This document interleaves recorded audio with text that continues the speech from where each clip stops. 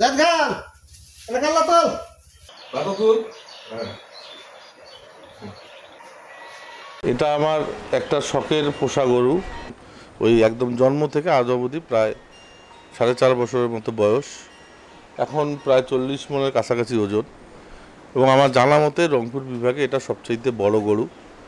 এটা শুধু সিম্পল ঘাস, খড়, পোয়াল এই জাতীয় খাবার খেয়েই কিন্তু বড় হয়েছে। একে কোনো আমরা এখন পর্যন্ত এটা একটা আমাদের পরিবারের সদস্যের মতো, এবং খুব শান্ত প্রকৃতির একটা গরু। ছোট ছোট বাচ্চারাও এর সাথে খেলতে পারে, গায়ে হাত দিলে কোনো লাফাঝাপা করে না। আমাদের আসলে মানে এই 4 বছরে একটা মায়ার বন্ধনে আবদ্ধ করেছে। যদিও বা লালন পালন করছি, একটা সময় আমাদের ইচ্ছা আছে যে গরুটা যেহেতু এখন বেচতে হবে, এবং গরুটা বেচতে গেলে মনে কষ্ট লাগে যে আসলে এত একটা শখের জিনিস বিক্রি করব। তবে এই কোরবানিতে আমাদের ইচ্ছা আছে গরুটা ছাড়ার,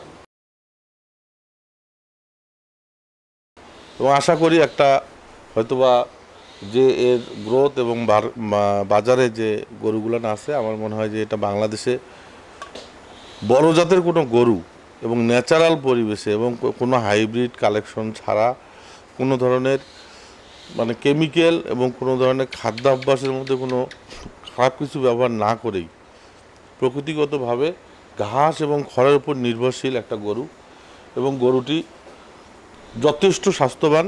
এবং আমার মনে হয় যে এটাকে আমরা এবার কোরবানি ঈদে একটা সর্বোচ্চ বাজার পাবো। আশা করছি এর বাজার মূল্য 20 লক্ষ টাকা হবে ইনশাল্লাহ।